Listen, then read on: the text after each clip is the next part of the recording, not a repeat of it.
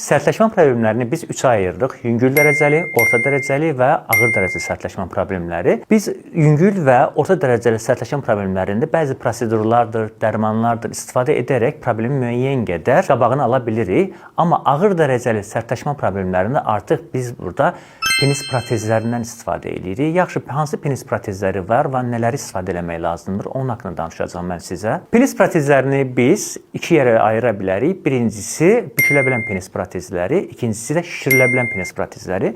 Bükülə bilən penis protezi çox daha sadədir, istifadəsi rahatdır. Eyni zamanda da müəyyən qədər büdcəyə də uyğundur.